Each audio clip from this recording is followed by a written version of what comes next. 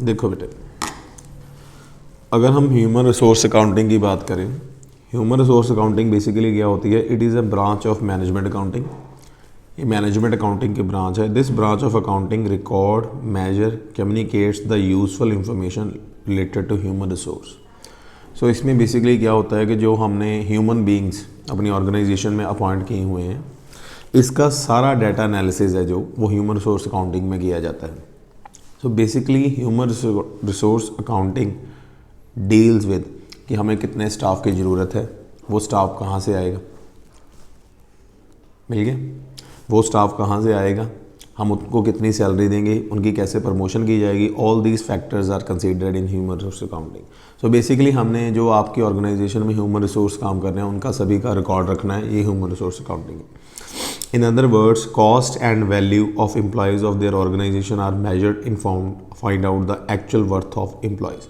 So इसमें basically हमने देखना क्या होता है कि हमने जो ह्यूमन रिसोर्स अपॉइंट किए हुए हैं उनसे हमको बेनिफिट कितना आ रहा है और हम उन्हें पे कितना कर रहे हैं। सो basically it provides the relationship between the cost volume profit analysis, कि जो हमने बंदे रखे हुए हैं अपनी ऑर्गेनाइजेशन से उनका हमें बेनिफिट कितना हो रहा है और उन पे हम पे कितना कर रहे हैं।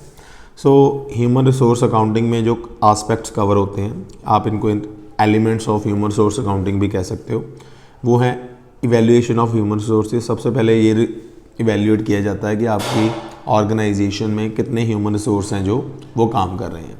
ठीक है, सबसे पहला स्टेप ये होता है कि इवैल्यूएट किया जाता है। Then recording the valuation in books of account, then उनकी वैल्यूएशन की जाती है कि वो वर्थफुल है और not. Then presenting the information in financial statement, then उन्हें फाइनेंशियल स्टेटमेंट में पुटअप किया जाता है। उसके बाद बेसिकली इन शॉर्ट अगर मैं कहूँ, human resource accounting means the accounting of human resourcing who are engaged in your organisation. जो रिसोर्सेज को आपने, जो अपने ह्यूमन रिसोर्सेज को आपने उस ऑर्गेनाइजेशन में एंगेज किया हुआ है, रखा हुआ है, उनका सभी का रिकॉर्ड रखना कि वो कितने हैं, उनको कितनी सैलरी पे कर रहे हैं, कितने बेनिफिट पे कर रहे हैं और उनसे कितना बेनिफिट हमें हो रहा है। Importance of human resource accounting. Human resource accounting की क्या इंपॉर्टेंस है या एडवांटेजेस है? बेसिकली बेटे ये मैन पावर प्लानिंग करती है कि हमें कितने बंदों की ज़रूरत है और कहाँ कहाँ पे ज़रूरत है। एंड मोर ओवर कंट्रोल भी करती है कि जहाँ पे एक्सेस स्टाफ होता है वहाँ से हम ट्रांसफ़र कर देते हैं, मतलब इन रिकॉर्ड से हमें पता चलता है ना, they provide the information. Then recruitment और सिलेक्शन में हमारी मदद करती है because it will provide the data. Training and development की कहाँ कहाँ वर्कर्स को ट्रेनिंग की ज़रूरत है, कहाँ कहाँ उनकी इंटेलेक्चुअल डेवलपमेंट की ज़रूरत है हमको। So optimum utilisation of human resources, इसकी हेल्प से हम अपने रिसोर्सेज को, ह्यूमन रिसोर्सेज को ऑप्टिमम यूटिलाइजेशन कर सकते हैं। बेटर डिसीजन मेकिंग होती है। Reason being better decision making तो खुद से होगी जब हमने पूरा रिकॉर्ड रखना है कि कौन सा बंदा क्या काम कर रहा है, उससे उसकी क्या एफिशिएंसी है, उससे हमें क्या बेनिफिट मिल रहे हैं। सो एक कंट्रोल भी बनता है और एक कोऑर्डिनेशन भी बनता है और इसके साथ डिसीजन मेकिंग भी ईजी हो जाती है।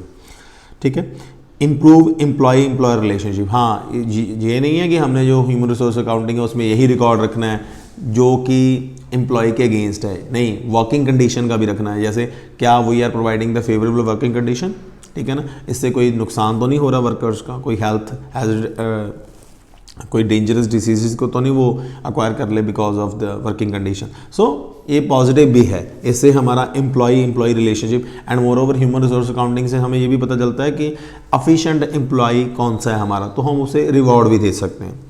Then true and fair view of financial statement, इससे हमें ट्रू और फेयर व्यू मिलता है फाइनेंशियल स्टेटमेंट का। उसके बाद आते हैं बेटा ये जो मेन है methods techniques of human resource accounting. सबसे पहले इसकी टेक्निक है जी historical cost approach. This approach is based on actual cost incurred on human resources. Such a cost may be divided into two part, acquisition cost and learning cost. इसमें basically हम human resources को, basically human resource हमारे asset होते हैं जो हमारी organisation, अगर आप किसी ऑर्गेनाइजेशन में काम कर रहे हो तो आप उस ऑर्गेनाइजेशन का एसेट हो, है ना। तो इसमें वो एक तरह का ह्यूमन रिसोर्स को एज एन एसेट कैलकुलेट करते हैं। तो what will be your worth, what will be your cost, उसमें क्या होगा, एक्विजिशन कॉस्ट जो आपको अक्वायर करने की हमें कॉस्ट पड़ी वो हम रिकॉर्ड करेंगे एंड मोर ओवर आपको आपकी जो नॉलेज है वो इम्पार्ट करने के लिए हमारा जो खर्चा हुआ हम वो भी रिकॉर्ड करेंगे। सो रिक्रूटमेंट, सिलेक्शन और प्लेसमेंट में जो खर्चा हुआ प्लस जो ट्रेनिंग एंड डेवलपमेंट में आप पे खर्चा हुआ है हमारी तरफ से, तो ये जो दोनों चीज़ें हैं वो कंसीडर की जाएंगी। Under this cost actual cost incur towards human resources of the organisation are capitalised and amortised over the future life of human. इसमें मैं आपको बता दूं कि आप पे जो खर्चा किया गया है आपकी रिक्रूटमेंट पे या आपकी ट्रेनिंग पे, डेवलपमेंट में, उसको कैपिटलाइज किया जाता है। कैपिटलाइज का मतलब ये है कि उसे बैलेंस शीट में एसेट साइड पे शो किया जाता है या लाइबिलिटी साइड पे शो किया जाता है। वैसे बेसिकली तो लाइबिलिटी साइड पे शो किया जाता है, तो उसे हर साल थोड़ा थोड़ा राइट ऑफ भी किया जाता है, ठीक है ना, क्योंकि ये खर्चा है, इसे आप कह सकते हो मिसलेनियस एक्सपेंसेस, ठीक है, जैसे एडवर्टाइजमेंट, सस्पेंस वगैरह होता है, तो इसे लाइबिलिटी साइड पे शो किया जाता है और इसे थोड़ा करके लाइबिलिटी साइड नहीं, आई एम सेइंग रॉन्ग, इसे एसेट साइड पे शो किया जाता है और इसे थोड़ा करके राइट ऑफ किया जाता है, क्योंकि लॉस है ना हमारा। समझ आ गया? सो पहला जो मेथड है उसमें ह्यूमन रिसोर्स को जो काउंट किया जाता है वो एज एन एसेट काउंट किया जाता है, ठीक है ना। दूसरा है replacement cost approach. This approach is based used as a measure of companies human resources in the term of replacement cost. The assumption is here that how much it costs to company if existing are replaced with newly recruited employees. On the other hand, replace cost consider that competency of new employees should be matched with the level of knowledge, skill, expert of existing employee. इसमें basically पता क्या किया जाता है बेटे, replacement cost देखी जाती है। अगर मैं फॉर एग्जांपल अगर मैं चिराग की जगह पे आपको रखता हूँ तो what will be the benefit I get, and more over ये भी यहाँ पे देखना होता है कि जो चिराग के पास स्किल है, एक्सपीरियंस है, सब कुछ है, क्या वो आपके पास है, और अगर नहीं है तो मुझे आपके लिए ट्रेनिंग पे कितना खर्चना पड़ेगा आपको उस लेवल का बनाने के लिए, and more over what is the salary you demanding. For example आज चिराग 50,000 ले रहा है, आप मेरे पास हायर होने के लिए 20,000 पे रेडी हो, 10,000 का मुझे खर्चा पड़ रहा है आपको ट्रेनिंग देने का, तो भी आप मुझे 30,000 के पड़ रहे हो ना, तो मेरा तो फ़ायदा ही है ना, ठीक है ना। सो ये है, इसमें क्या होता है ह्यूमन रिसोर्स अकाउंटिंग में कि आपकी कह सकते हैं रिप्लेसमेंट कॉस्ट है जो वो देखी जाती है, ठीक है। जो हमारा नेक्स्ट मॉडल है वो है स्टैंडर्ड कॉस्ट मॉडल।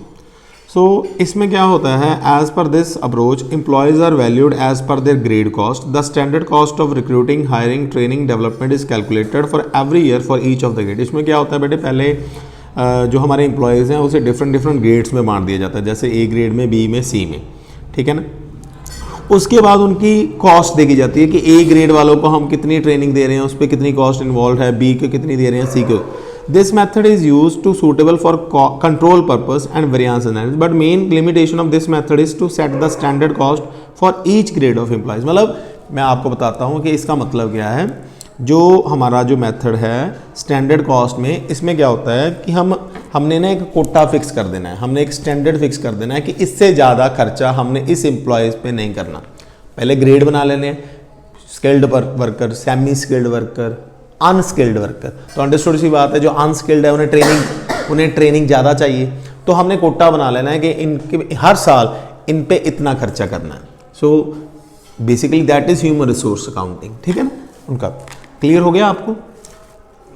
उसके बाद है opportunity cost method. This method measure the value of human resources on the basis of opportunity cost of employees. For example, the value of human resources based upon alternative use of employees in an one company. ये सभी करते हैं भाई, कि अगर मैंने mister अनमोल को acquire कर लिया तो मैं उससे कौन कौन सा काम ले सकता हूँ, तो जो बेनिफिट्स मैं उनसे ले सकता हूँ that should be more valuable than the cost I am paying to.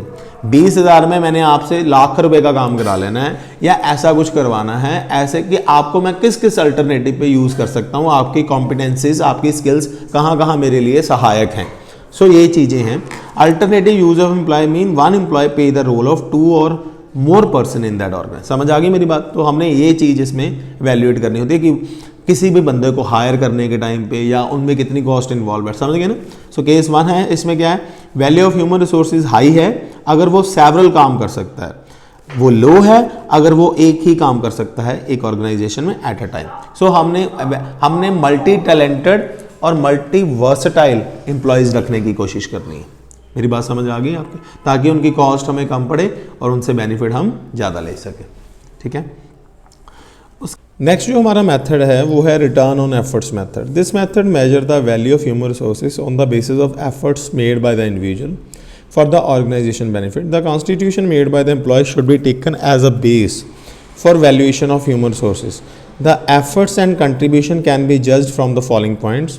इसमें बेसिकली क्या होता है बेटे कि जो हमने ह्यूमन रिसोर्सेज को वैल्यू करना है वो करना है इस बेसिस पे कि वो कितने एफर्ट्स कर रहे हैं हमारी ऑर्गेनाइजेशन के लिए और उनकी एफर्ट्स की वजह से हमें कितना प्रॉफिट बढ़ रहा है, हमारा कितना प्रॉफिट बढ़ रहा है. So basically it depends on the efforts made by the employees. The efforts can be judged from the following: position of employees, achievement of employees, skill, experience, knowledge by the possessed by the employ. कि बंदे की क्या position आ रही है आपकी organisation में, क्योंकि हम ग्रेड देते हैं ना ABC, ठीक है ना. बंदा क्या अचीव कर रहा है, उसकी क्या कॉम्पिटेंसी है. सो ये सारे वे आउट हैं जिसकी हेल्प से हम एम्प्लॉय का क्या कह सकते हैं कि रैंकिंग कर सकते हैं और देख सकते हैं कि वो हमारी ऑर्गेनाइजेशन के लिए कितने बेनिफिट अर्न कर रहा है, कितने एफर्ट्स कर रहा है. तो ये अप्रोच वो है कि इस पे जो ह्यूमन रिसोर्स की वैल्यू की जाती है on the basis of efforts he is doing for our organisation, उस बेसिस पे की जाती है. ठीक है. नेक्स्ट है जगी एंड ल्यू मॉडल. ये लास्ट मॉडल है, इंपॉर्टेंट मॉडल है. This model focus the valuation of human resources on a group basis. इसमें ना आप इंडिविजुअल परफॉर्मेंस को नहीं जज करते या इंडिविजुअल ह्यूमन को नहीं वैल्यू करते, इसमें ग्रुप पे बेसिस पे होती है. In this model homogeneous group of employees are selected. एक तरह के बंदों को सिलेक्ट किया जाता है and valued on a group basis. This method is popular because of the two reason. Because it is difficult to जज the service life of an individual. ये इसमें क्या होता है कि सभी को एक टारगेट दे दिया, देन उनकी परफॉर्मेंस जज की जाती है, जब सभी का एफर्ट्स जज किए जाते हैं, क्योंकि वो ये कहते हैं कि आप इंडिविजुअल लेवल पे हर एक वर्कर को वैल्यूएट कर नहीं सकते. सो आपको ग्रुप किसी लेवल पे आपको ग्रुप परफॉर्मेंस या ग्रुप वैल्यूएशन भी करनी पड़ेगी. सो जो जगी एंड ल्यू मॉडल है वो बेसिकली आपकी ग्रुप परफॉर्मेंस को वैल्यूएट कर. But it is easier to ascertain the future period of service, chances of promotion on a group basis. ठीक है ना. तो ग्रुप बेसिस में मतलब है कि सभी की परफॉर्मेंस के बेस पे हम उन्हें प्रमोशन देंगे, साथ में देंगे, कुछ बंदों को नहीं देंगे. सो आपको पता लग गया ना कि जगी एंड ल्यू मॉडल है जो वो एम्प्लॉयज़ को वैल्यू करता है on the basis of group. उसके बाद एडवांटेजेस तो मैंने इंपॉर्टेंस में कवर कर ही दिए थे. इससे क्या होता है, वर्कर्स का मोरल बढ़ता है, क्योंकि बेटे देखो अफिशिएंट और इनएफिशिएंट वर्कर्स में फ़र्क पता लग जाता है. तो जो अफिशिएंट हैं हम उन्हें रिवॉर्ड देते हैं, तो इनका मॉरल मोटिवेशन होती है, हमें बेस्ट ह्यूमन रिसोर्स मिल जाते हैं, हमारी रिटर्न ऑन इन्वेस्टमेंट है जो वो बढ़ जाती है. हम अब अपनी जो ह्यूमन रिसोर्स अकाउंटिंग है उसके थ्रू हम अपनी पर्सनल पॉलिसीज़ मतलब कितने बंदे चाहिए उसमें हमारी ये मदद करते हैं. ठीक है ना. हमारे डिफरेंट अल्टरनेटिव्स काउंट करने में ये हमारी मदद करते हैं, एफिशिएंसी इंक्रीज करने में, कोऑर्डिनेशन में, रिक्रूटमेंट में, सिलेक्शन में, प्रमोशन में. ह्यूमन रिसोर्स अकाउंटिंग का जो रोल है वो हर जगह है. एम्प्लॉयज़ के रिलेटेड कोई भी काम हो, ठीक है ना, उसमें ह्यूमन रिसोर्स अकाउंटिंग की वैल्यू हमें पता लग जाता है कि एफर्ट्स कौन कर रहा है. ठीक है ना. कंट्रोल कर सकते हैं, मैन पावर प्लानिंग कर सकते हैं, ये सारे human resource account. So basically we are recording the all the information related to human resource और उनकी जो वैल्यू है ऑर्गेनाइजेशन में उसे रिकॉर्ड कर रहे हैं. लिमिटेशन क्या है, नो स्टैंडर्ड फॉर HRA. इसमें कोई रूल्स एंड रेगुलेशन थोड़ी ना है बेटे, कोई रूलिंग थोड़ी ना है, कोई स्टैंडर्ड थोड़ी ना है, कोई प्रिंसिपल नहीं फॉलो करते हमें. Valuation is sometime based on assumption. वो तो है ही कि मैनेजमेंट अकाउंटिंग है, आपकी इंटरप्रिटेशन पे डिपेंड करता है, आपने खुद कैलकुलेट करना है. मैनेजमेंट अकाउंटेंट तो ये बायसनेस हो जाता है. कई बार जो आपको एम्प्लॉय अच्छा लगता है आप उसकी वैल्यू ज़्यादा कर देते हो, चाहे वो काम का हो चाहे ना हो. सो पर्सनल बायसनेस इसमें रहती है. टैक्स लॉ में इसकी कोई वैल्यू नहीं है भाई, कि इनकम टैक्स वाले ह्यूमन रिसोर्स को एज एन एसेट नहीं. उसके बाद क्या है, variety of method for valuation. तो कौन सा मेथड सही है, इसमें एक ये भी पॉइंट लिख सकते हो आप, ये टाइम कंज्यूमिंग है, ये कॉस्टली है, ये सिर्फ बिगर ऑर्गेनाइजेशंस के लिए बेनिफिशियल है. स्मॉल ऑर्गेनाइजेशन ह्यूमन वो तो अपने दूसरे अकाउंट्स बना लें, वो गरीमत है, तो वो ह्यूमन रिसोर्स अकाउंट कहाँ से बनाएंगे. Absence of clear cut guidelines. हमारे पास कोई गाइडलाइंस ही नहीं है जिसको हम फॉलो करके बना सकें. हमें सब कुछ जीरो से शुरू करना पड़ेगा. सो ये था आपका ह्यूमन रिसोर्स अकाउंट. समझ आ गया.